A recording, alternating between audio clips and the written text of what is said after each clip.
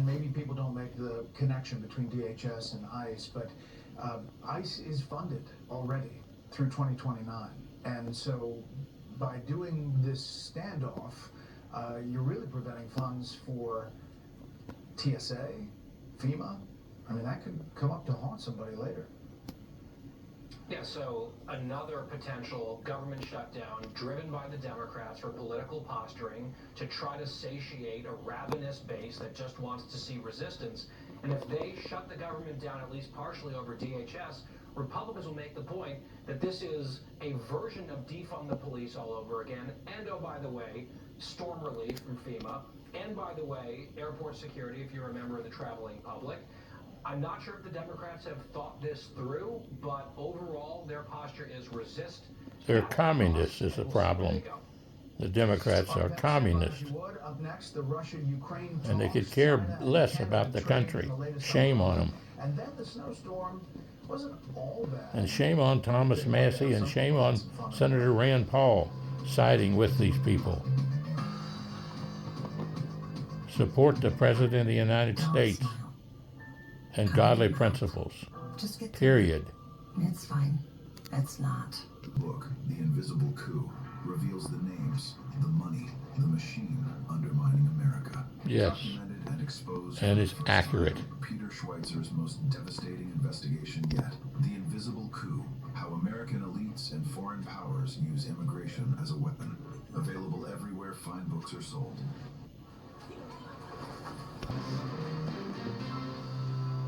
He continues to play the president like a fiddle.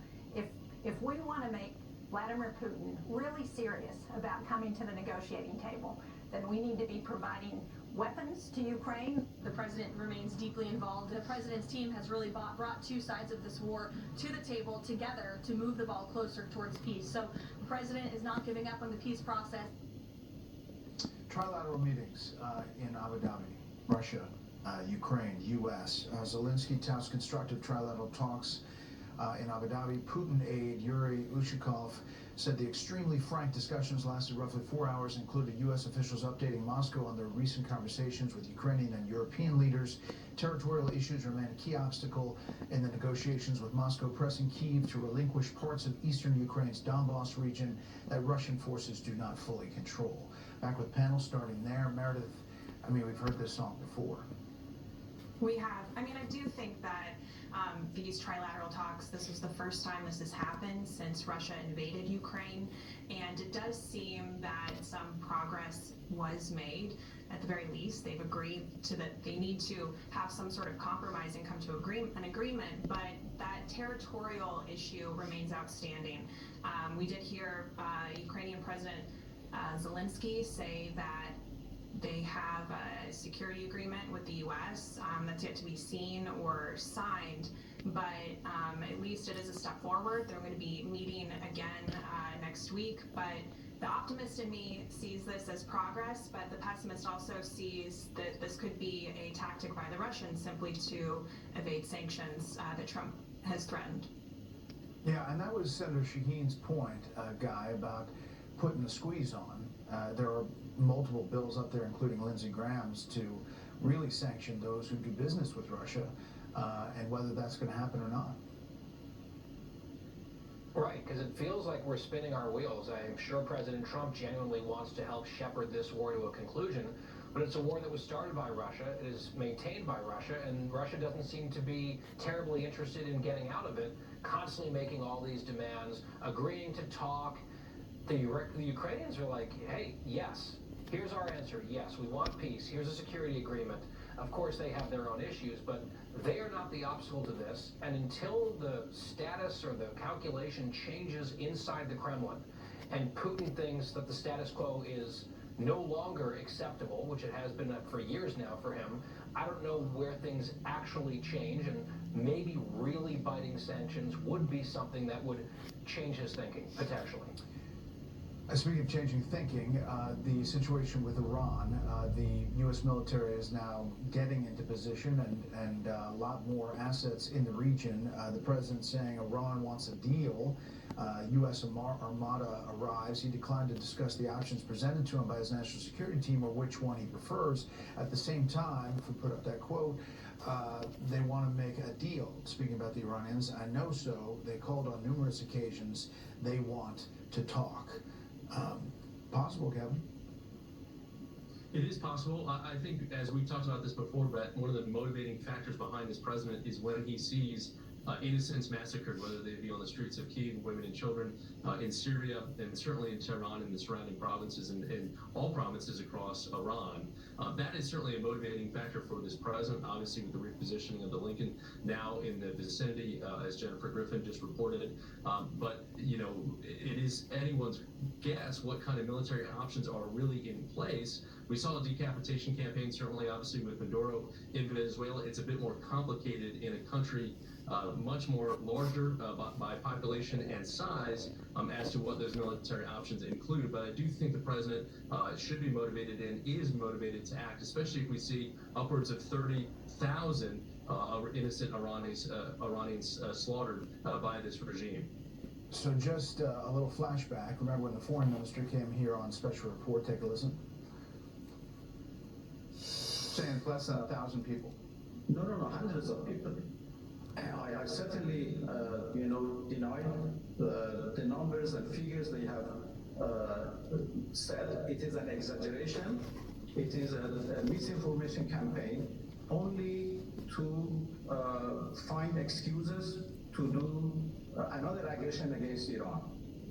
And he said it over and over and over again, and now you have Time Magazine, other quoting people on the ground, local government health officials saying that number, to your point, Kevin, could top 30,000 on the ground. We'll see where that all goes. Panel, thanks so much.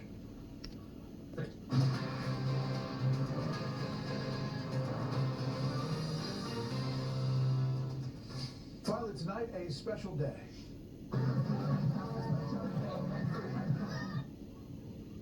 All right, as this massive winter weather system dumps snow on the Northeast, children and adults bundled up to enjoy some of the fresh powder, realizing not everything that comes with the snowstorm is bad.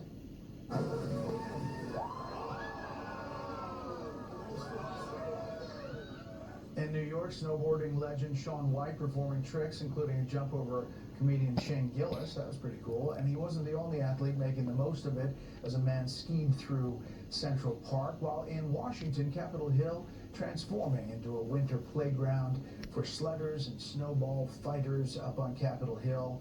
Get some good air on some of those hills. Tomorrow's special report, a Fox News digital investigation looks at who's behind the anti-ICE protests. We have details of a highly organized far-left activist network, plus our Common Ground segment, a bipartisan effort to make purchasing a home more affordable. Remember, if you can't catch us live, set your DVR, 6 p.m. in the East, 3 p.m. on the West Coast. You can follow me on TikTok, X, and Instagram @BrettBear. Thanks for inviting us into your home tonight. That's it for the special report. Fair, balanced, and still unafraid. The Ingram Angle starts now. Chilly Washington tonight. More chaos in Minnesota after another deadly Border Patrol involved shooting. Border czar Tom Homan is on his way there. My angle on that in moments. But first, we have a Fox News alert. A deadly and historic winter storm is leaving behind life-threatening power outages, dangerous snow and ice still across the country.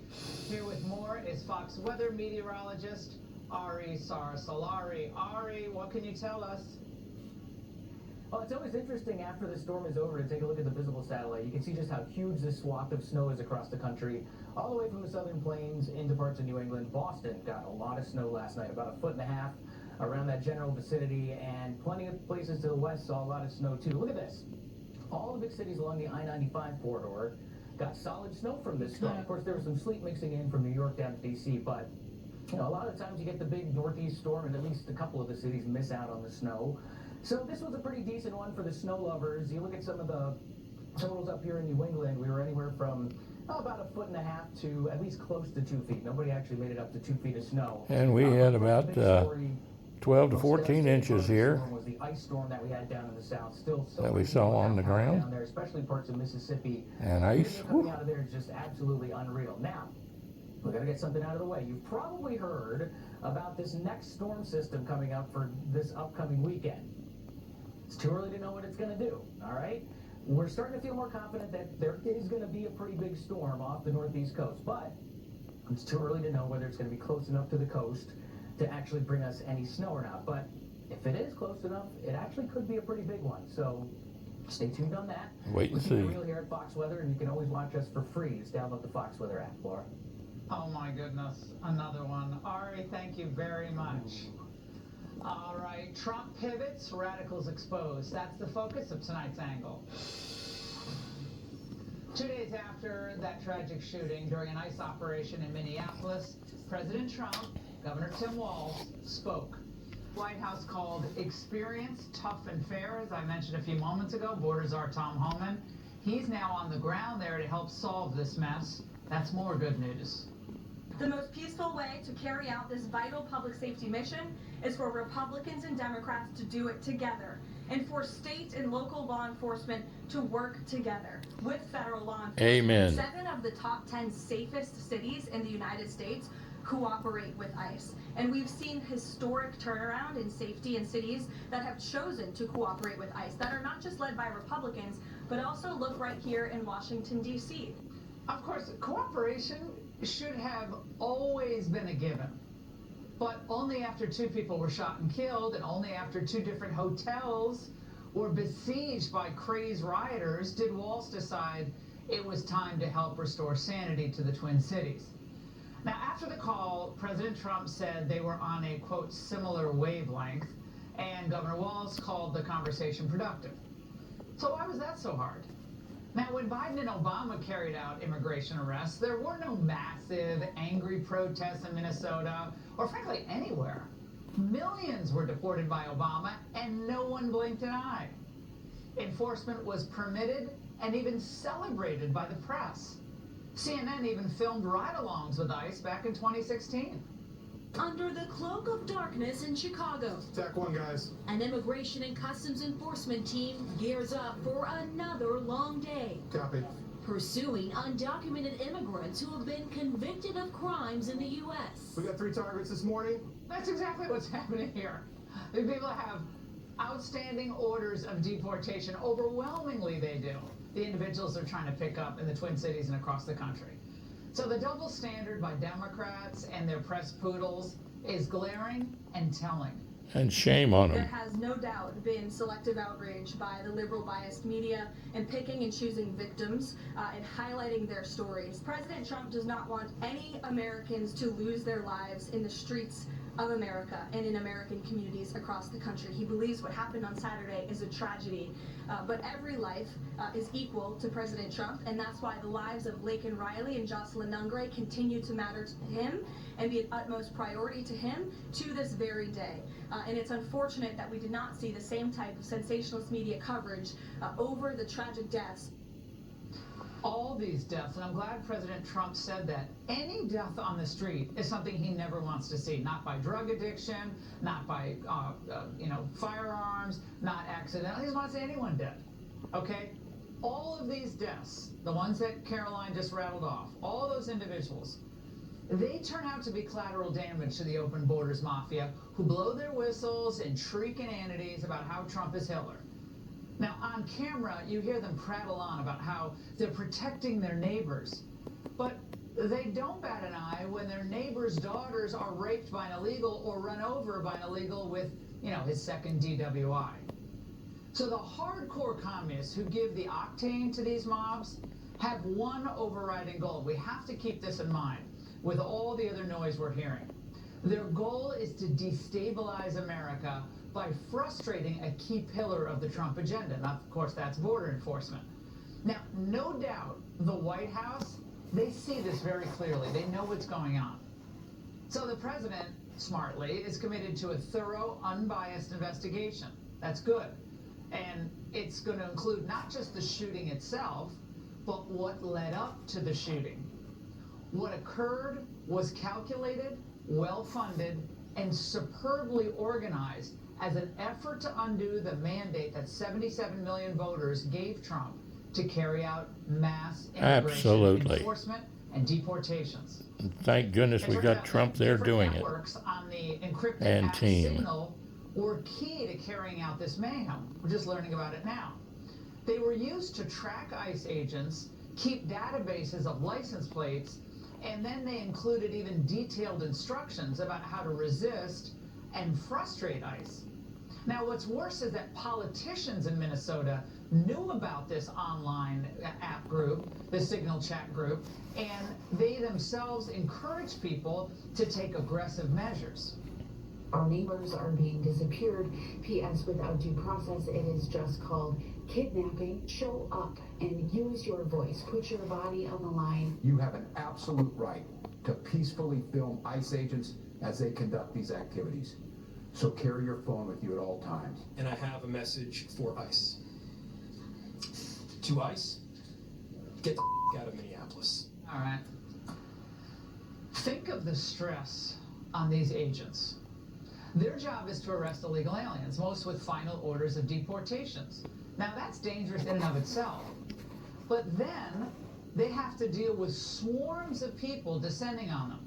They're screaming not to go home, bleep ICE, throwing water bottles, some of them, chunks of ice, other things, using vehicles and other objects to try to block their entry or their exit from a particular area.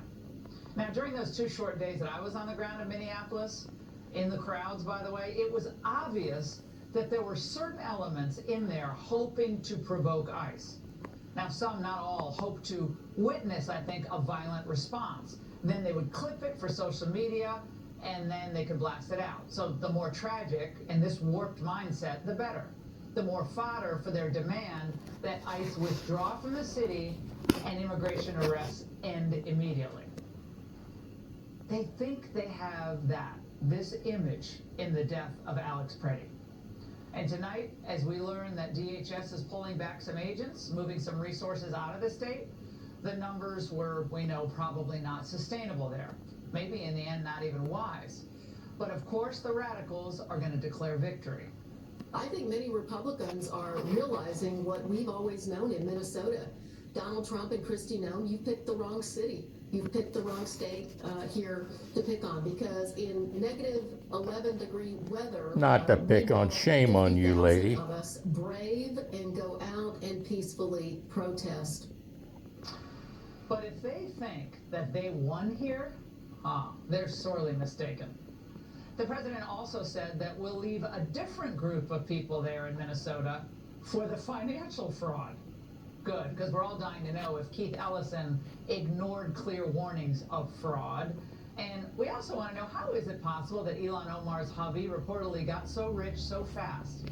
His investment firm went from having $42 in the bank in 2022 to having a whopping $25 million just 2 years later. Wow, he must be really smart. So the fraud in immigration, the fraud in the refugee community, the fraud in various government programs, no doubt across the country, it is in the hundreds of billions of dollars. But never, and I'm saying never, underestimate how stupid the Democrats are, even entertaining the idea of shutting down the government to undo the president's immigration agenda.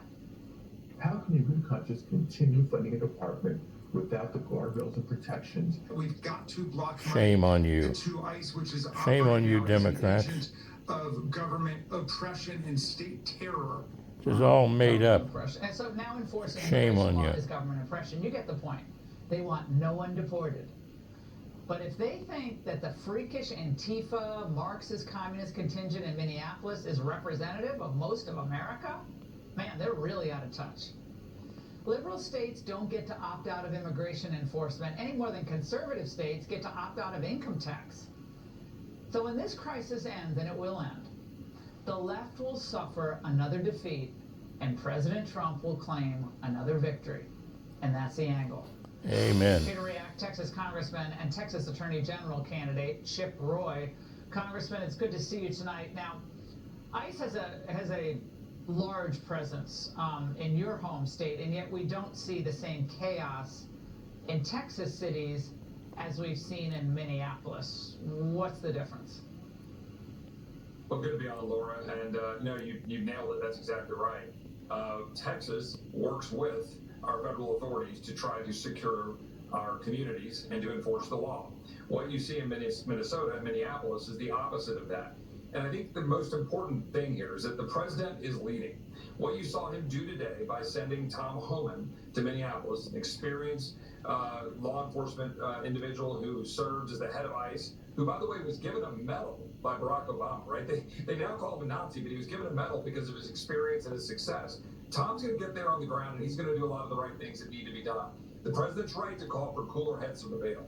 The president's right to say we don't want any bloodshed, we don't want any loss of life. But the president, and the president alone, frankly, with respect to the leadership in D.C., the president is leading by making sure that the lives we're talking about include Jocelyn Ungray and Laken Riley and Rachel Morin and all of the Americans who have lost their lives because of illegal aliens killing people here. If the Minnesota leadership will just simply work with us, then the president's good. That's his message to Walz today. What did Caroline Leavitt say today? She was very clear. Get your criminal aliens out of your jails and get them to ICE. Get your arrested aliens, get them to ICE, work with ICE to do the job. And his message to Congress was what? End sanctuary cities. And that's why I offered that amendment last week on appropriations. Unfortunately, we didn't get a vote on it, but now we need to do it. All right, Congressman, one of your Democratic colleagues was actually refreshingly candid about what this latest shooting means for the Democrats. Watch. This agency has gone completely rogue. ICE needs to be abolished. It cannot be reformed, and Kristi Noem must be impeached. This is an opportunity where Leader Schumer What an idiot. have some leverage to ensure that we're Typical pulling California these troops and these communist. forces out of places like Minneapolis and other locations across the country. This is about ending immigration enforcement. I mean, I've never been a big fan of DHS. Going back to 9/11, I thought creating another bureaucracy was not necessary, and it's another, set of, agency rules and all the complexities that go along with it. But it's not about that. They don't care about red tape. They don't want enforcement, Congressman. That's what this is all about. That's what that's what all the Signal app chats are all about. That's what all the, screaming Hitler is all about. They want a destabilized America and 0 deportations. Laura, this is completely correct, and you and I are aligned. 20-something years ago, I would have said, hey, let's just leave INS and let's leave it at DOJ. But we have DHS there for a reason, and we have these brave men and women who, by the way, are getting their fingers bit off. And Caroline did a great job sticking that on the media today about the assault on our men and women that serve in ICE and Border Patrol. But the real issue here is they don't want enforcement. We saw it under Biden and Mayorkas, right? They purposely put people into our country to endanger us because they wanted political power. That's what it's all about. They admit it, right? They want it for the census. They want it for political power. They don't care what chaos that creates. So they want to stand in the way of actual enforcement of the law. Walz is there. The mayor of Minneapolis is there. Democrat colleagues in Congress are there. That's why they're going to threaten to shut down the government this week so that they can defund ICE and try to stop the enforcement of our laws. But we Republicans need to band together and say, no, we're going to find one way or the other, we're going to fund ICE. We passed in the big, beautiful bill last year, $150 billion for defense and $150 billion for DHS, because we knew that these crazy people were going to shut down the government, threaten to do it, because they don't want to enforce the law and they don't want us to secure our country. Well, I think they're overplaying their hand. They're way over their skis, to use like a couple of tired old cliches here. Yeah. They think this is actually going to rally the American people. I mean, we just had an election about this topic, and 77 million Americans said it's time to enforce the border and time to remove people who are here illegally. You're not going to probably be able to remove them all. It's going to be tough, obviously, but certainly the worst of the worst, and they're being able to operate without involvement or impeding or interference. Congressman, Texas, as usual, knows how to get it done. It's great to see you. Thank you very much. And not only does the Trump team have to overcome these Marxist agitators and Democrats who have an ulterior motive here, they have to answer to activist judges as well. Now, a judge named Eric Tosterd, who is a blue slip Trump appointee, that means he's appointed, but remember, he has to be approved by the Democrats in Minnesota, so it doesn't all mean that much. It was appointed by Trump.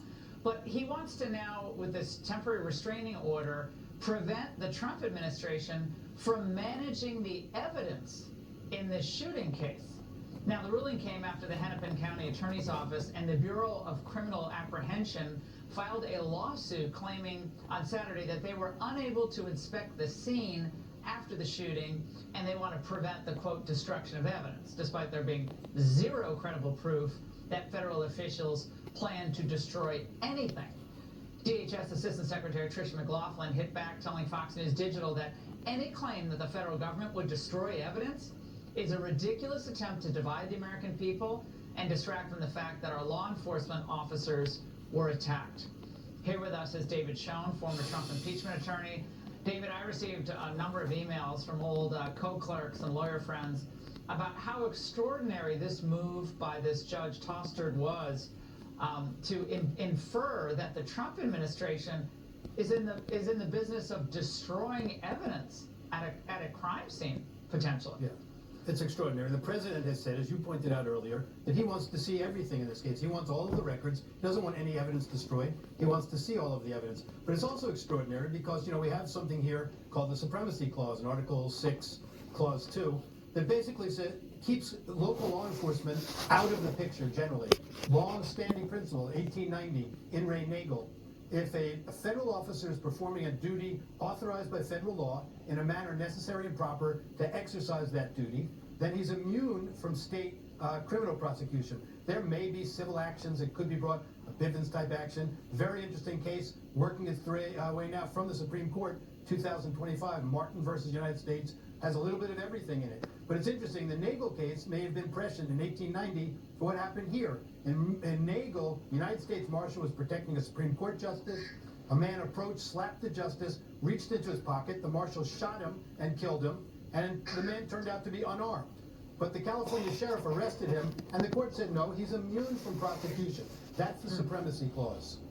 Well, David, we're hearing tonight that Commander Greg Bavino, some of his agents are expected to leave Minneapolis tomorrow. This is just a few days after this tragic shooting. There was a scrum, there was, some type of jostling, a gun was seen, someone screamed gun. It's just like the worst of the worst. You see that this kind of thing happening, your heart breaks for all those involved, but it's such a tragedy. But is that a tacit admission by the Trump administration that they deployed too many people in Minnesota, and as the left is saying, they caused the problem? Well, I think absolutely not. I think President Trump is a practical person. He sees what's going on. He has resources that have to be used elsewhere around the country also. I understand that it'll be set out as a victory for the left and all that. It's not. They have a job to do. They don't need Bavino there the entire time. But President Trump has taken a responsible view of this. He's saying, let's look at all of the evidence. It's a tragedy, as you have said over and over again. But nobody knows what happened unless they were there. We see some video. It's also very difficult from law enforcement perspective to react at the time in real time. No, it's very tough, David, but the most hilarious thing is when we hear mayors of liberal cities saying they're going to arrest ICE agents. I mean, they're still saying that today. They're going to go out and arrest ICE agents. Okay, good luck with that. David, thank you very much. And coming up, while the Democrats defend chaos, Trump's mobilizing for the midterms. Will it provide the momentum that Republicans desperately need?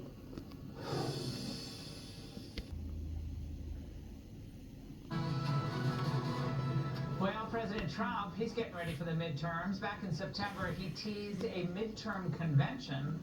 That's unprecedented in modern politics. And now the RNC is making moves to turn that idea into a reality, approving a change to the party's rules. One that would allow Chairman Joe Gruters to convene a convention during a midterm election year. And they'll even have a name for it.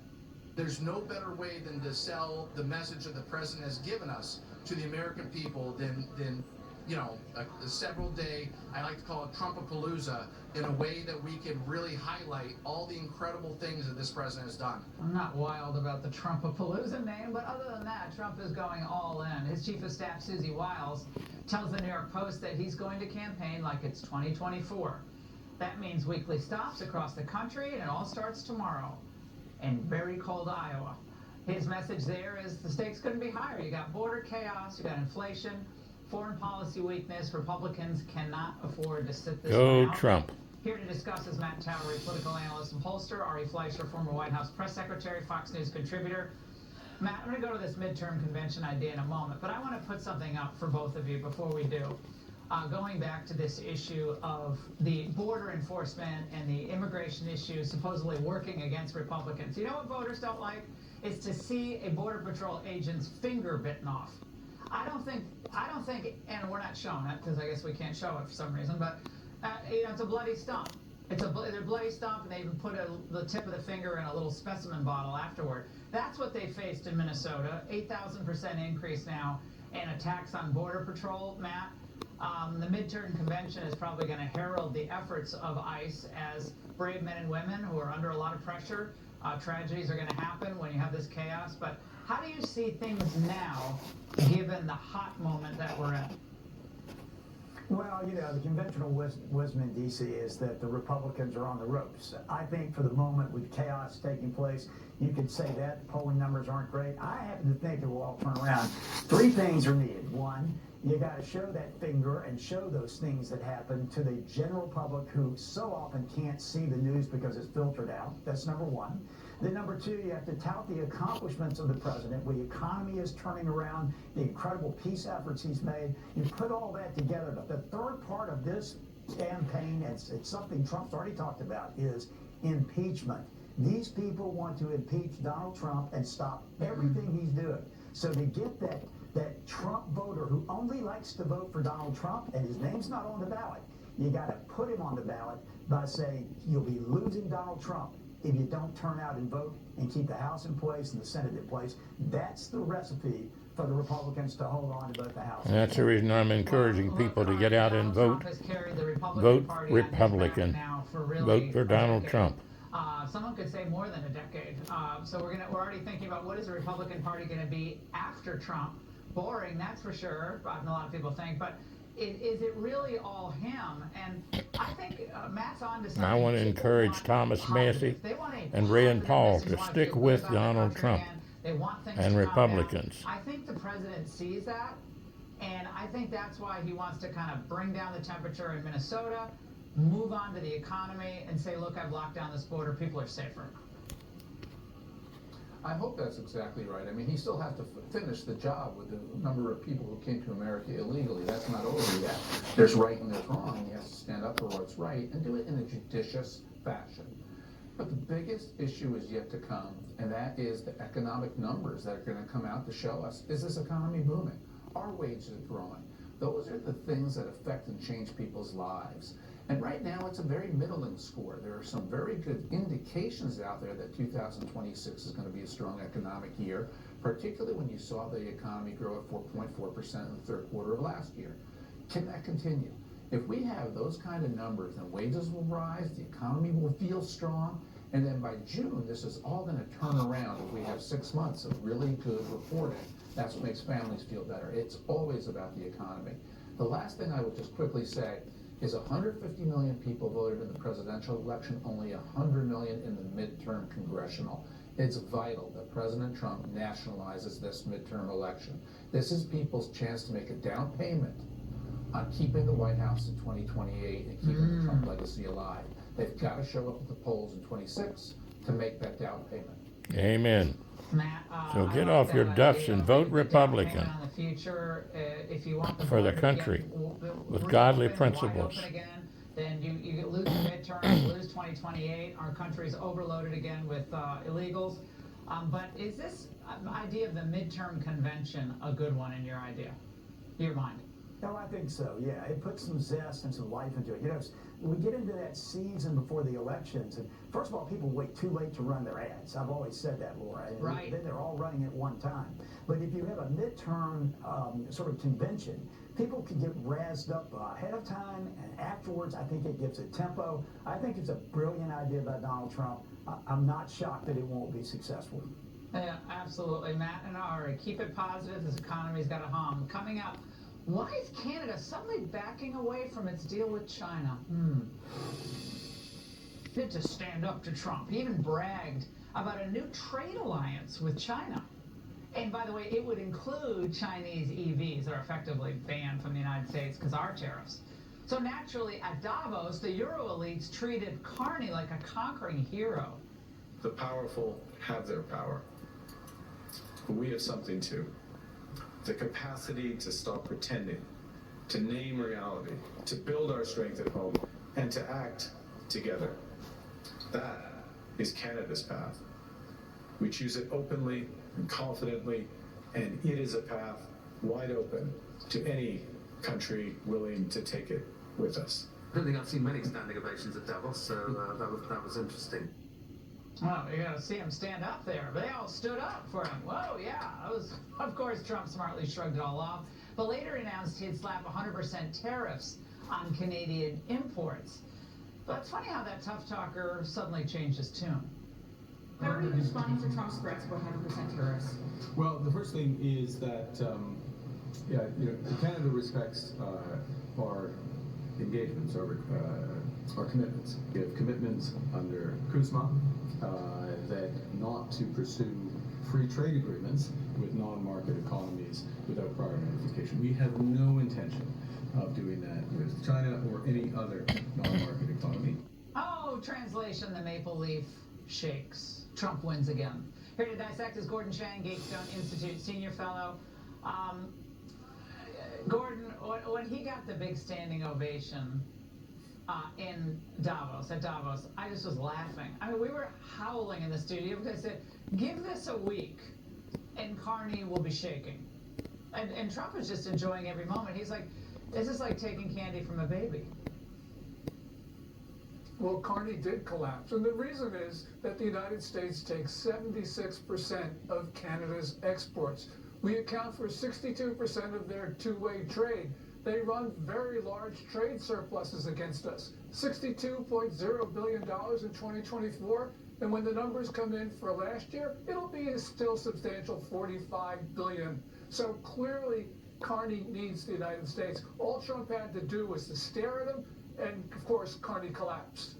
I want to talk about President Xi's firing of his top general. I guess two generals ended up being terminated. I don't know if we'll ever see the light of day again. They'll ever see the light of day again. But what is that message to the world? What was he saying to us? Well, Xi Jinping was trying to say that he's the boss, but what he was really telling the world is that China is unstable. The military is in disarray. We don't know what is happening, Laura, because there are reports that Xi Jinping is in total control. There are also reports that the general who was fired, General Zhang Yaoshao, the #1 uniformed officer, has now left custody and he's running around free. We don't know what that means because it could mean civil war. It could mean all sorts of things. But Xi Jinping is taking the country down. And this is the story because it's the most important thing happening in the world, and we know almost nothing about it. Right, and then as we focus on Minnesota, we have this huge story happening, and that, as we find out, the birth rate in China is even worse than we thought before. So that's also a huge issue, Gordon. Between now and the end of the century, China will lose probably 2/3 to 3/4 of its population. So it reports 1.4 billion now. It'll probably be somewhere in the neighborhood of 450 million. No country has ever undergone a demographic collapse like this. Not even Europe during the Black Death. So really what we're talking about is something nobody has ever seen before. And I don't think China can remain a great power when its population falls apart. Gordon, always great to see you, my friend. Thank you so much. In moments, why can't little Johnny read? Maybe we should ask Tony Fauci. Increase your mobility, flexibility, and balance. Plus, stimulate healthy circulation. There are devastating consequences of keeping children away from school for extended periods of time, especially at-risk children. We know what happens when kids are kept out of school, aside from not learning as well: depression, anxiety, isolation, sometimes drug use, the worst of all, domestic violence. In some ways, these lockdowns are especially difficult in at-risk families and at-risk neighborhoods. Well, hate to say I told you so, because it's not something that we want to have happen, but we did tell you so. And now we're learning, nearly 6 years after schools shut their doors, that teachers are reporting that the so-called COVID cohort students who spent most of their, a lot of time, their high school years online, they're entering college less prepared, less confident, and more anxious than prior generations. The pandemic's disruption hasn't just left learning gaps, it's eroded initiative, resilience, qualities essential to thrive in higher education and in the workforce. Here to discuss is Sarah Parshall-Perry, VP and Legal Fellow at Defending Education. Sarah, now this is just the first group of the COVID kids to enter college, sort of freshmen and sophomores. So they're behind in basic math skills. Their reading skills are atrocious. And the at-risk kids, as we predicted, same banner, as we predicted, are really suffering the most. What do we do at this point? Yeah, it's really unfortunate. In fact, we don't have to look any farther than the nation's report card known as the NAEP scores, right? National Assessment of Education Progress. They indicated for the 12th graders who were the original COVID cohort, they were first assessed at 8th grade, then assessed again at 12th grade when they were actually through the COVID pandemic. 27% are at basic proficiency in math, 35% at basic proficiency in English. That means we sent 2/3 of American students into the workforce and into college without basic proficiency in two fundamentals for American education. This should be the scandal of the century. And what we're seeing now is colleges who are now reckoning with the fact that the students that they're getting don't have middle school level proficiency skills. And that's why we see Harvard offering classes like remedial math. Now, again, never in people's wildest dreams would we be going down in educational performance, except when you put kids behind screens. Now, I saw this with my own kids. It was just a shorter period of time for us, but the idea that anyone was learning anything online, I mean, it was so obvious, though. We were screaming about it night after night on the Angle. So listen to this. There were 30 times more students than prior years who didn't meet high school math standards on those placement exams. 30 times more. So for the 2025 incoming class, students who began high school during the pandemic, more than 70% of the students who were categorized as underprepared and as you said, failed to meet those middle math school standards. So at this point, is it too late for them to catch up? Because I was reading all these articles that you really can't catch up because things happen so fast, you just get left behind. Well, and that's the way education works, right? So you build on one skill after another, which means you take algebra so you can take geometry, and you take geometry so you can take calculus. And if you're missing one of those essential building blocks, you lose the entire paradigm to begin with. In fact, I have 2 children right now in college, one of whom was a COVID cohort baby. My youngest has lost 2 years of learning instruction. I had to pull him out of school. He was homeschooled through an online charter program, then re-enrolled in a private school. I was told by an outside assessor, we don't think we can place him at grade level. That's how bad education is right now. And in fact, the International Journal of Educational Development published a study just 6 months ago saying we've lost 1.1 years of education. Unbelievable. Sarah, I mean, Fauci, the Randy Weingarten, all of these people, there's no accountability. There should be. These kids are hurting. Thank you very much, Sarah. All right, Hollywood stars unite to resist Trump. Is that really a new story? But their brains, totally on ice. Seen and unseen. Raymond Arroyo next. Hi, folks. Not be prouder to be American right now by the way the Americans are acting. I feel so proud to be an American, seeing the way communities and people are coming together during this time. And I could not be sadder to be American right now with the way the government is behaving. I feel so ashamed at the same time, obviously, to be an American and see how our government is handling things. Natalie Portman and Olivia Wilde, I mean, they're reading off the same script, Laura. But look, here's the problem. Loss of life is always a tragedy, but if you read closely, and I've talked to people in Minnesota, they will tell you the cops in Minneapolis are often blocks away from the action. They're not maintaining the public peace. ICE is not the private piñata for any agitator or protester. They have a right to be protected too. So I hate the way this is playing out. Surely politics is a part of it, but local law enforcement is not always engaged. And I wonder if these Hollywood actresses are fully informed. I mean, and those weren't the only actresses, by the way, using their platforms, Laura. Others are creating their own shriek chorus. This country is hurting, and it's appalling. People are being murdered, and I don't want to normalize seeing people being murdered. How ICE is treating our neighbors is horrifying and wrong. I'm outraged and sickened by what is happening under the Trump regime. The cruelty, inhumanity, and arrogance. I'm with you, Minnesota. We all. Shame on you all. Well, you know, I'm watching. Shame on you. Who's such an amazing talent. They all are. But you don't hear them. At least I don't hear them speak out about those brutalized at the hands of individuals who shouldn't be in this country. Children, trafficked, drugs, murders, DWI. I mean, it would be nice if there was some, you know, some commonality there, that we could have some equal time for Americans brutalized. But again, they pick and choose what they're upset about. Selective moral outrage. One of the dangers of social media is you can do this kind of armchair commentary from your, you know, plush house in Malibu or in New York City, where you're utterly untouched by this. These are people who they clear the streets for, and they have full-time security. So this really doesn't touch them.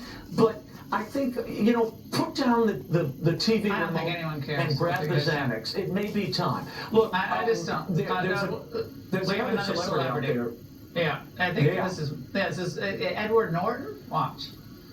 These are not normal times. We have, you know, extrajudicial, like, assaults on Americans and humans going on a daily basis now, and it's not okay. What they're doing in Minnesota with the strike needs to expand. I think we should be talking about a national general economic strike until this is over. Oh, national strikes. You thought what when you heard that, Laura? Well, that's the old Soviet. That's the old push for the, you know, the Bolsheviks. I'm thinking more like 1917-ish. Communism. But this is all the lingo of the world's socialist, you know, workers' party. Let's have a national strike. I mean, I guess Ed, who's again an incredible actor, but I think he could take the day off, and who would notice? You know, they could take the day off. Go on strike. Patrick Wilson, Laura. The actor Patrick Wilson was on a red carpet with some of those other actresses we played earlier, and he said, I'm going to quote him here, he said, "No one cares what I think. Art has to reflect society. Art has to do it, not the actor with his mouth." And that's the right approach. This just distances people from their audiences, and I think undermines the great work they're doing. It's better to be quiet or get into politics, go run, change the laws, or be part of the process. They can speak out, but we can comment on it too. Oh, God bless them. Raymond, always great to see you. Thank you so much.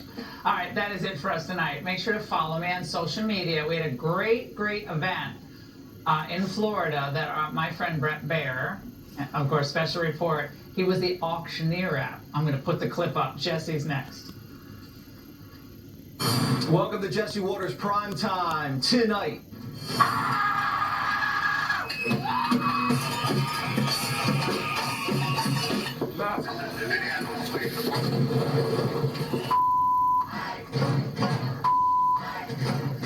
Mayhem in Minneapolis.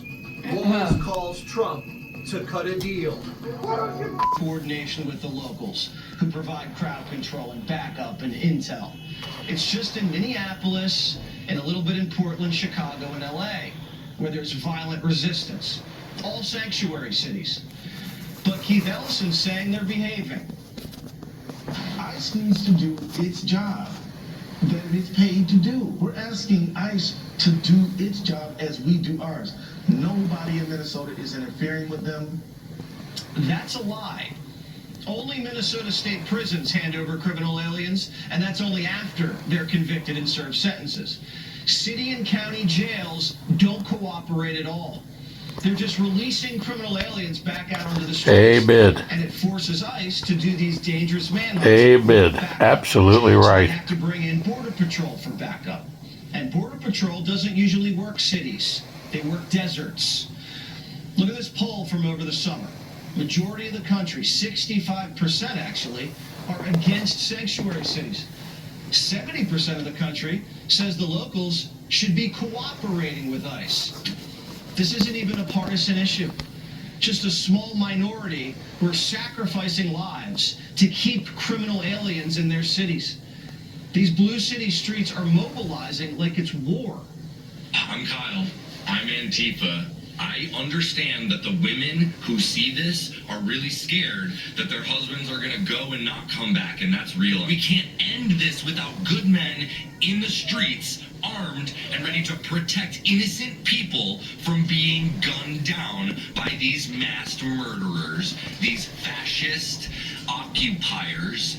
I need boots on the ground, and I need them prepared to do what needs to be done.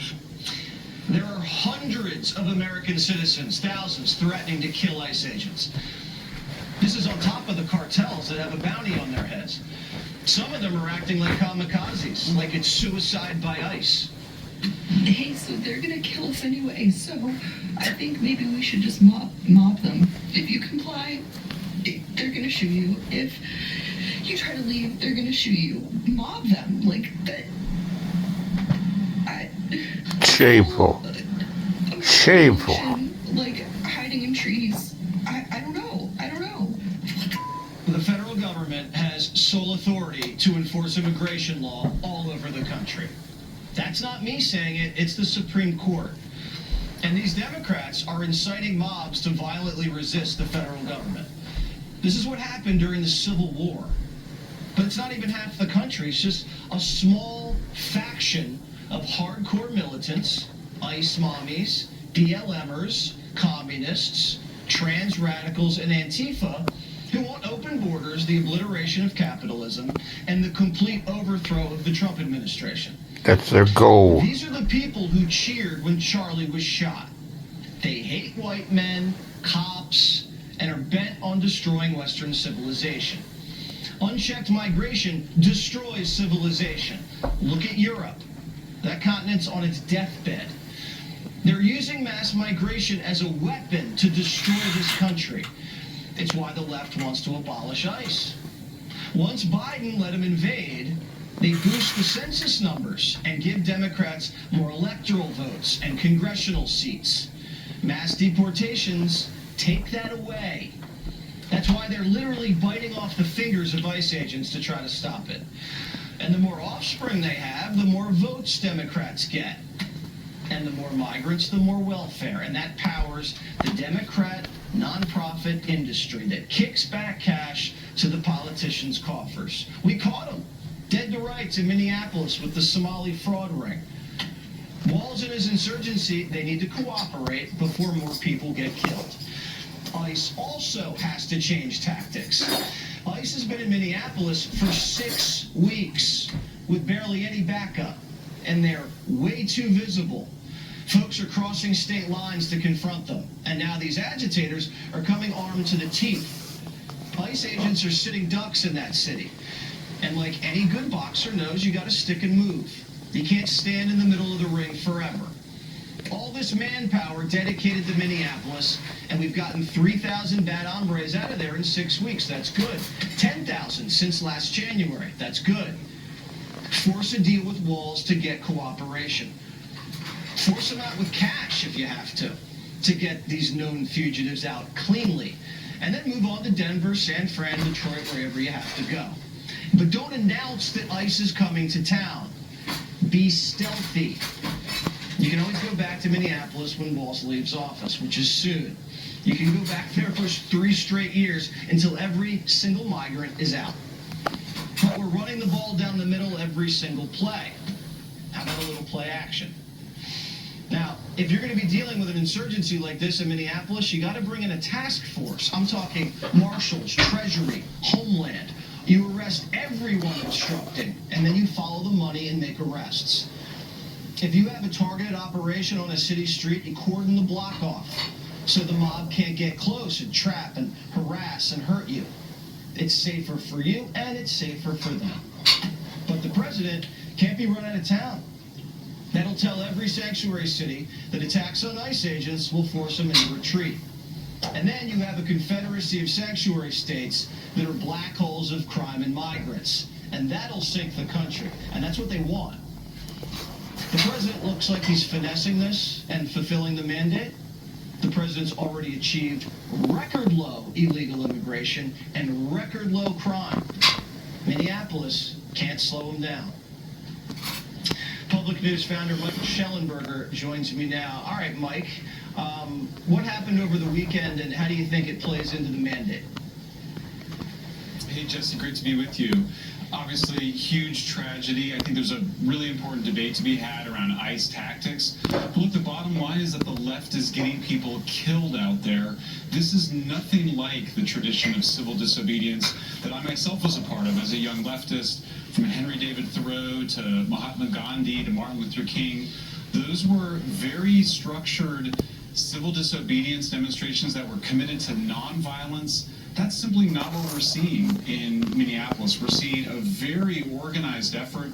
The manual that was being used by activists, over 1,000 people on a signal group, the manual was encouraging people to call 911 and report to the dispatcher that there were dangerous men, armed men attacking people without mentioning that they were ICE. They were deliberately aiming to deceive 911 dispatchers. And then they were putting people in these crazy situations. I don't think either Renee Good or Alex Preddy had any idea of the danger they were in. That's irresponsible. The behaviors of everybody from the top Democrats that have been telling people that these are Nazis that must be resisted at all costs, to the organizers, to all the nonprofit groups involved in this. Shame on all of them. I mean, That's right. Shame on all of them. Good and Preddy killed by putting them in a situation of danger. Martin Luther King and Mahatma Gandhi would never have done anything like that. They would take responsibility to keep people as safe as possible. The left has been seeking provocations and seeking violence, and sadly, that's what they got. Do you think they care that these two people are dead? I mean, each episode afterwards, they ramped it up more violently. I mean, look, Jesse, the left doesn't care about the immigrants who are here illegally. I know for a fact. I mean, I live in Berkeley. I work, I actually speak Spanish. I work with undocumented immigrants, talk to them all the time. I can tell you for a fact that these liberal white progressives, they have no relationship to any of the people. It's all completely ideological. It's like a video game for them. I mean, both of the people that were killed, Good and Preddy, were 37. An understandable desire to feel heroic, make your life feel like it has some purpose, but they had no idea what they were being forced into. They were out of control. I mean, to go look, I support the Second Amendment just like I support the First Amendment. He had a right to carry a gun, but you got to ask, like, what was the thinking there? That there's no sense of responsibility or awareness. It's no common reckless. sense. It's dangerous. Yeah, it's absolutely out of naive. control. It's reckless. There's no common sense, and people are being taken advantage of, and it's got to stop. And hopefully, we don't see any more death. Mike, thank you. Say cheese. It is Mugshot Monday. Plus, here's Johnny. It's America's captain, Donald Trump, steering the country in the right direction. He's a businessman at heart, and he's from New York, so he's just like us.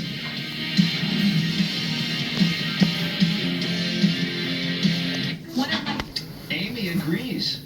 She says the agitator who got shot, he was just an all-American hot dog eating boy next door. We had 50,000 peaceful protesters. I was with them that marched without a problem. And then you have a guy with a cell phone who's killed by 6 federal agents the next morning. He wasn't playing Angry Birds. He was an agitator with a loaded gun, aggressively resisting arrest. There's a lot more to this story, but Democrats don't want to hear it. They murdered a man. Oh, you're a terrible person. Jeez. Shame on you. He has his phone and a bottle of water, and they shot him 10 times. What the? Whoopi never even says he had a gun. The Hulk's angry too, and you wouldn't like him when he's angry. What they're doing in Minnesota with the strike needs to expand. I think we should be talking about a national general economic strike until this is over. Host of the Adam Carolla Show, Adam Carolla. All right, Adam, I have sympathy for these people. I hate the fact that they're dead. but everyone needs to be accountable when you are involving yourself in dangerous raids going after fugitives from other countries. Did this guy hit somebody with a bat, or did he get hit in the mouth with a bat? I didn't really hear the story. I think he might need to go to the dentist at Alligator Alcatraz, but go on. I think the alligators have better teeth. Hollywood should sit this one out. You idiots were just wrong with COVID like 10 minutes ago. Remember? For 4 years they were wrong with COVID. For 4 years they were wrong with Russia gay, Hunter Biden's laptop, Joe Biden's sharp man. That guy could do a Rubik's Cube blindfolded. Remember all that? That was all out of you, Hollywood. So maybe you guys are wrong about stuff on occasion. Your batting average is horrible, so why don't you just shut up and sit one out? No, they can't.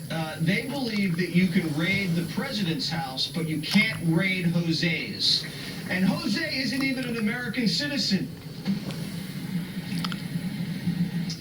Yeah, and you know, Portman should know better, because they should be insulted with all the Hitler talk and all the, you know, these guys are brown shirts and all this Gestapo stuff. If you're Jewish, you should be highly offended comparing American law enforcement to Nazis. Yeah, well, they said Anne Frank is the same thing as some criminal migrant wanted for battery. Just hiding in the attic.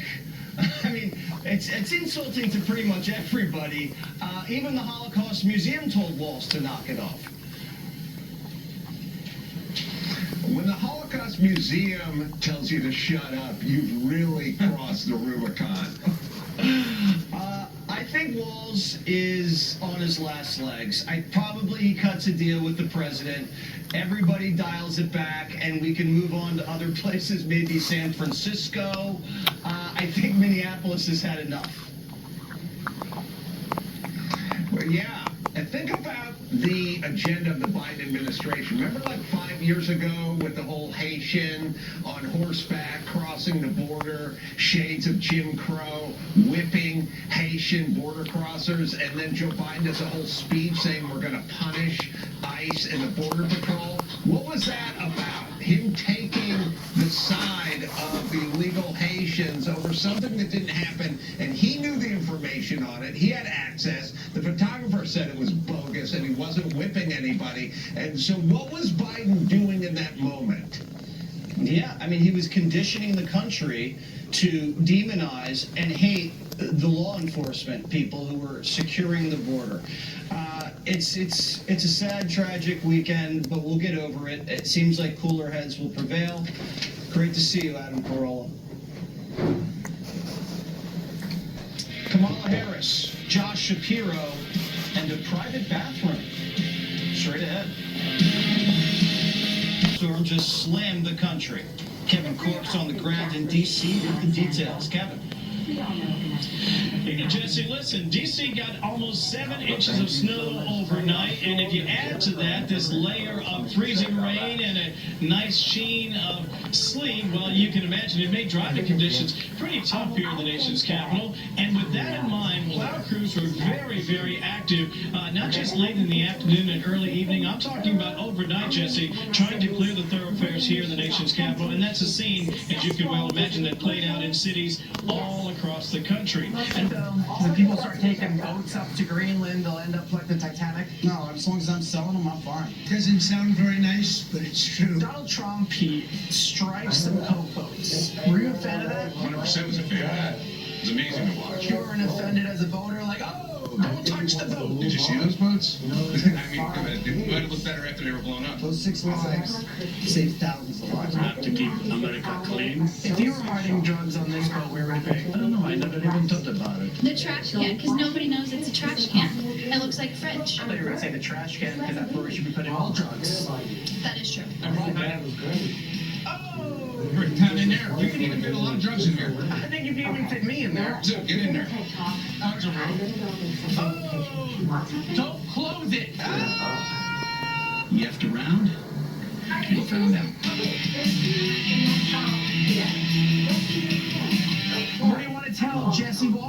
That's your, and this is mine. You know what? Yes.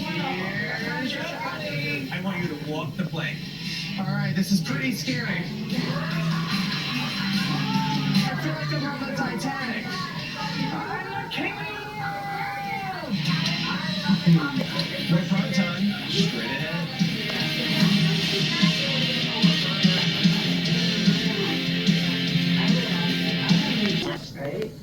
Yeah, we need to come together as a community with the people that ICE are trying to find are not great. So I think ICE needs to have a better way of handling how they're finding those people. But the protesters need to understand that ICE is here to get those bad people out of here. That's the sentiment we heard over and over again. People dissatisfied not just with the ICE tactics here on the ground, but also with what the protesters are doing. Sean, back to you. All right, Steve, thank you. We'll check in throughout the night as warranted. My monologue, the real truth about the shooting and how we got to this point straight ahead. But first, here now with the rundown of what was a very violent, chaotic weekend of far-left so-called resistance. We now know they were organized in Minneapolis. Our own Garrett Kenny is with us. Garrett. Yeah, John, activists took it to a whole other level this weekend in terms of organization, but also in terms of their actions. Here's a bit more video from that hotel in St. Paul where federal agents were staying, where you can see what it is that they were facing at the hotel as they were trying to sleep. And you can see at one point there was just a single Minneapolis police officer showing up initially when agents had to clear out the crowd with tear gas and flashbangs. Listen to this one agent who had blood on his hands standing in the doorway. Where's the local police? That's no question for the press. Where's the local police? The local police did eventually show up, but no arrests were made. And take a look at this picture. DHS says on Saturday, a crowd of violent agitators tackled an ICE special agent who then had part of his finger bitten off by one of the protesters. We've been reporting how these activists are actively trying to dox federal agents to threaten them and their families. Well, today, DHS released a file-sickening and expletive-laden voice note agency says a Minnesota-based ICE agent received from an apparent agitator. Here's a small taste of that. In fact, hey, you should kill yourself. I hope your wife dies. I hope your mom and dad die. I hope everything wrong that can go in your life happens. We're told that agents are receiving an increasing number of voicemails just like that. Today, DHS said that ICE has faced an 8,000% increase in death threats, a 1,300% increase in assaults since Donald Trump started his second term in office. John. All right, Garrett, we have the rest of that horrifying tape coming up. We'll play it in full. As you can see, Minneapolis, Minnesota is once again back in the news, and for all the wrong reasons. Let me start with this. I'm very pro-life. It is always sad and tragic when someone dies. We simply do not have all the facts and details, even with all the videos that have been released. And unlike the legacy media mob, we will not rush to judgment. We still have a lot of facts to gather. At the same time, you know what? We're going to start with all of this and where it developed. And the facts, as they're developing, we'll bring them all to you live tonight. President Trump has decided to allow Minnesota to conduct an independent investigation, at least according to Tim Walz. We'll check in with Congressman Emmer on that in a minute. And now communication lines are open between the president and Minnesota officials. Finally, take a look. President Trump spoke with Governor Walz directly this morning, and he has outlined a clear and simple path to restoring law and order in Minnesota. Number one, Governor Walz, Mayor Fry, and all Democrat leaders should turn over all criminal illegal aliens currently incarcerated in their prisons and jails to federal authorities, along with any illegal aliens with active warrants or known criminal histories for immediate deportation. Number two, state and local law enforcement must agree to turn over all illegal aliens who are arrested by local police. And then thirdly, local police must assist federal law enforcement in apprehending and detaining illegal aliens who are wanted for crimes, especially violent crimes. If Governor Walz and Mayor Fry implement these common sense cooperative measures that I will add have already been implemented in nearly every single other state across the country, Customs and Border Patrol will not be needed to support ICE on the ground in Minnesota. Not true, that's good news, but trust but verify. Unfortunately, the Democratic Party, along with the legacy media mob, is once again weaponizing and politicizing a person's death. Now, if we're going to fully understand this weekend, we need to go back a full 5 years. Joe Biden, Kamala Harris, Alejandro Mayorkas, and Democrats, night after night, right here on this program, for 4 straight years, we showed you all of these videos, millions and millions and millions of illegals, 12 million plus from over 200 countries, flooding into our country unvetted. And as you look at these videos, I want you to listen to Joe and Kamala and Mayorkas saying to the American people for 4 years over and over again, lying, the border's closed, the border's secure. You want to know how we got where we are this weekend? You got to start here. Purpose to secure the border, so the border working. It is my testimony that the border is secure. Do you agree that the border is secure? Some of most folks are surprised. Well, look, it's way down now. We've now gotten control. But the border is closed. Nor could I have been clearer and continue to be so, which is the border is closed. Would you call the border secure? I think that there is no question that we have to do what the president and I asked Congress to do. The first request we made, pass a big bill to create a pathway to citizenship. The border is secure. Going to the border. We've been to the border. So this whole thing about the border, we've been to the border. We've been to the border.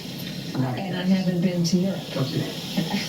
I don't understand the point that you're making. I haven't been to Europe. I haven't been to China either. Over 12 million plus unvetted illegal immigrants, known terrorists among them, murderers among them, rapists, pedophiles, other violent criminals, cartel members, gang members, drug dealers. That's who came into this country. Donald Trump was elected in large part to clean this mess up. It's the single most preventable national security disaster ever in our history, caused by the Democrats. And if they weren't talking about it, lying about it, they were silent. They were complicit in their silence. Or they just went along with the big lie. Borders closed, borders secure. We knew it wasn't. Look at the video on your screen. That was every day for 4 years. Now, let's look at how successful that ICE has been in Minnesota alone. This is all of these people that are threatening and inciting violence against ICE agents and hurling rocks and expletive at them. Look at all these unvetted Harris-Biden illegals just from Minnesota that have been arrested by brave law enforcement agents, putting their life on the line. All federal law enforcement, take a look. Masked men jumping out of unmarked cars, people disappearing, no due process, no oversight, zero accountability, happening in the United States of America today. When I see ICE, I see slave patrols. These ICE agents running around our communities like masked bank robbers, terrorizing women. ICE federal agents pulling up, terrorizing our communities, hopping out of unmarked vans, stealing and, yes, kidnapping people. An authoritarian government in Washington, D.C. is dispatching masked agents to abduct immigrants from our streets. This is Gestapo-like behavior. There should be no question to what our country will look like had the Confederacy. It does look like a Gestapo operation. Donald Trump's modern-day Gestapo is scooping folks up off the streets. They're in unmarked vans wearing masks, being shipped off to foreign torture dungeons. We have got children in Minnesota hiding in their houses, afraid to go outside. Many of us grew up reading that story of Anne Frank. Somebody's going to write that children's story about Minnesota. See all these people? Murderers, rapists, child molesters, other sex offenders, domestic abusers, drug dealers, among them. It's all there on the DHS website. Look at all of them. That's Minnesota. And that's the thanks these agents get for risking their lives being smeared and slandered, called Nazis and Gestapo. You know, here's a comparison. Now, Obama, April 27, 2015, CBS News reported, quote, ICE officer faced with threat fatally shoots 20-year-old man in Detroit. How many of you know the name of that man? That was 2015. Obama was president. What are all the riots? What are all the comparisons to Nazi Germany and Gestapo? Where's the dramatic social media post as he was sending out mostly nonviolent illegals in the country? And what was the last time you saw a Democrat up in arms without the weekly shootings in Chicago? Remember Renee Good killed after she accelerated her car, had that ICE agent, the shooting that took place? That was January 7th. Since then, 20 people in Obama's hometown of Chicago have been shot, and including January 18th, 7 people fatally shot in just 18 hours. Do any of you know any of their names? And we can show you similar numbers in LA, New York, Philadelphia, San Francisco, other major cities across the country.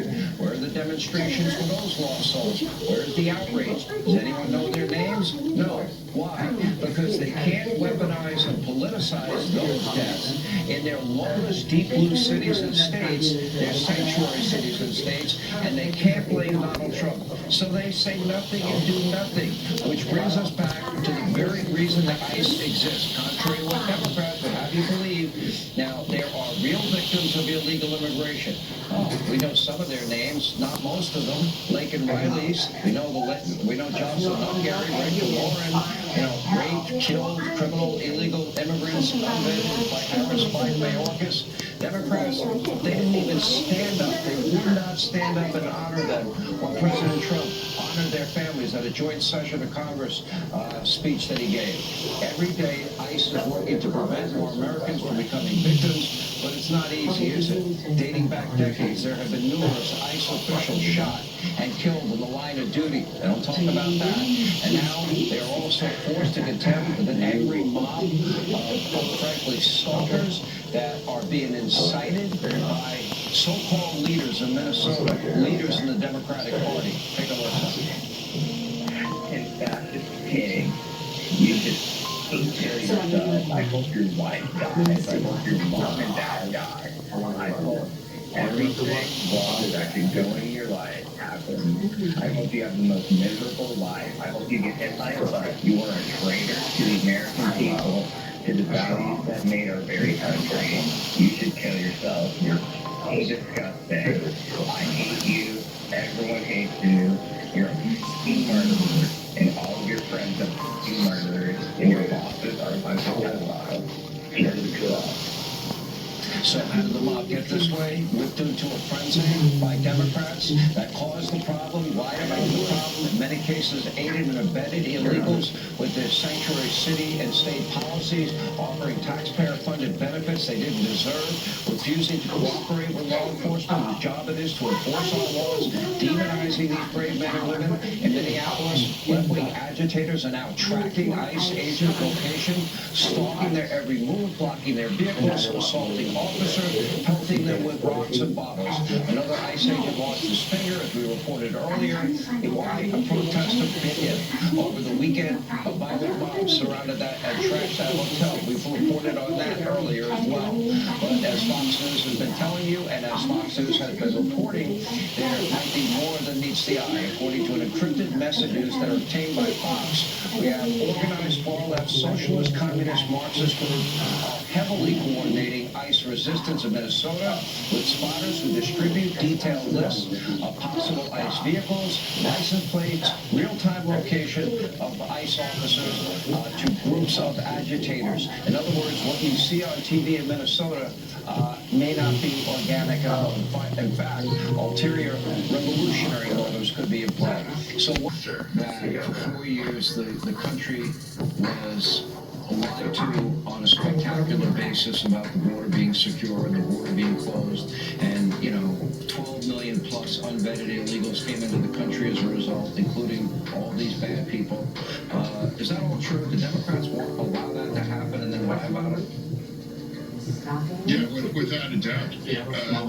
President Biden did a terrible job, and our border was effectively open at that point. Whether Biden and Mayorkas did not secure our border, and I tried to warn my party back in 2023 that this would cost us in the election, and America deserves to secure our border. I don't know why every American can't agree with that thing. And another thing is the truth that we should all agree to deport all of the criminals, that are here in our nation right now. And now, this for me, as a pro-Democrat, pro-immigration Democrat, I do think we need to develop a way for citizenship for the very hardworking migrants that are amidst us right now too. So, as long as I do have to give credit to the president for securing our border, and now that's why order and arrest all of the criminals, and for that and the tragedy that happened, and we've lost 2 American citizens. I don't think anyone in America wants that, or that they would have voted for those things. So, I keep scrolling all of the most violent people that have already been arrested in Minnesota. I can do it nationwide, and I can run for a full hour and longer. When they're constantly being compared to Nazis and Gestapo and fascists, is that not incitement to you? Is that not dehumanizing to you? When sanctuary cities provide services to illegals and give them money, taxpayer money, is that an incentive to you? Well, for me, first, the latest statistics that I've seen about ICE, the people that nationwide, they have deported about 2/3 of the ones that have criminal, whether a record or they were actually active in criminal behaviors. About 2/3. So that's what I think America, the vast majority of America, wants to deport those folks. And now for me, I would never ever compare anybody to Nazis or the Gestapo or for those kinds of things. Nazis are just, that's just not appropriate, and that's why I refuse to do that. Or for the Republicans or parts of ICE, they're not Nazis. Now for me, that's something as a Democrat I refuse to ever engage in. Will Democrats now have a government shutdown and try and defund ICE, and would you support that? Well, for me, I think maybe your viewers remember that I was one of the Democrats that led to push back about the government shutdown last year. And for about 45 days, they kept things shut down. And if the Democrats vote to shut it down, now our entire military won't be paid again. I can't ever support that. I absolutely hope that we can engage. I absolutely hope we can engage in a debate and make some of the kinds of common sense reforms on ICE and make it more The good bad, humane. standing up for what's right, regardless of political party. Criminals. I hope that's possible. But for me, I remain to be the one Democrat, at least, that refuses to shut our government down. And now, if this happens, our military won't be paid because a significant part of our government would shut down again. Well, you know what? You're being rewarded. I saw the latest polls. You're over 50% approval and in the low 30s disapproval. So obviously the people of Pennsylvania appreciate your intellectual honesty. Senator, thank you. Appreciate your time. All right, coming up, the left continues to rush to judgment before knowing the facts in the shooting in Minnesota this past weekend. We'll explain. We'll also check in with Kash Patel and disturbing new details about the shady network of leftists organizing all of this anti-ICE rhetoric and resistance and showing up every second of every day. Kash Patel and also Scott Bessent coming up straight ahead.